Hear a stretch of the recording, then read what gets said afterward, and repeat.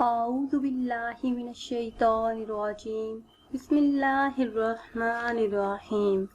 Islamic world on line channel کی طرف سے تمام ویورز کو السلام علیکم ورحمۃ اللہ وبرکاتہ۔ ناظرین و سامعین، آج کی اس خاص ویڈیو میں ایک خاص قرآنی عمل لے کر آپ کی خدمت میں حاضر ہیں۔ ہمارا آج کا وظیفہ 20 رمضان المبارک کا نہایت ہی مجرب اور معجزاتی وظیفہ ہے۔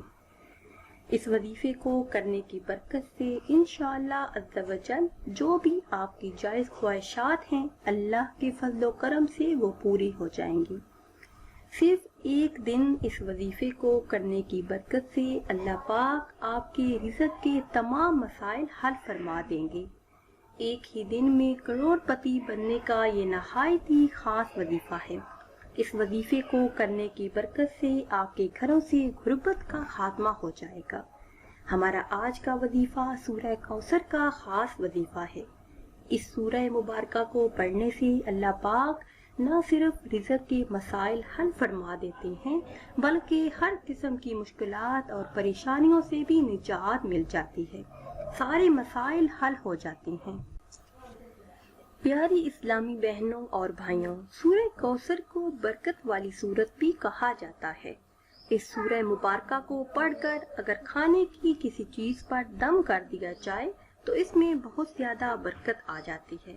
اس سورہ مبارکہ کو پڑھنے کے بے شمار فضائل اور برکات ہیں۔ یہ سورہ مبارکہ قرآن پاک میں 30ویں پارے میں ہے۔ اب میں آپ کو وہ خاص وظیفہ بتاتی ہوں جس کو کرنے کی برکت سے اس ماہ مبارک میں ہی آپ کی تمام مشکلات حل ہو جائیں گی، تمام مسائل حل ہو جائیں گی، غربت سے آپ کو چھٹکارا حاصل ہوگا۔ جو میری بہن بھائی تنگ دستی سے پریشان ہیں تو نماز فجر ادا کرنے کے بعد صرف ایک دن یہ عمل کریں۔ یہ وظیفہ آپ نے 20 رمضان المبارک کو نماز فجر ادا کرنے کے بعد کرنا ہے۔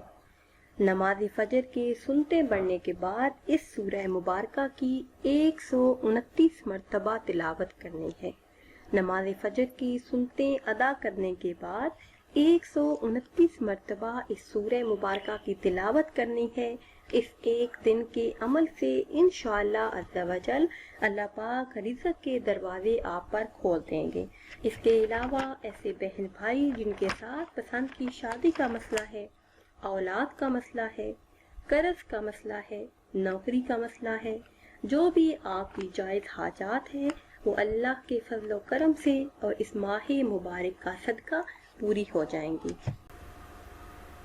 آخر میں اللہ پاک سے دعا ہے کہ اس ماہ مبارک کا صدقہ اللہ پاک ہم سب کی مغفرت فرمائے۔ آمین ثم آمین۔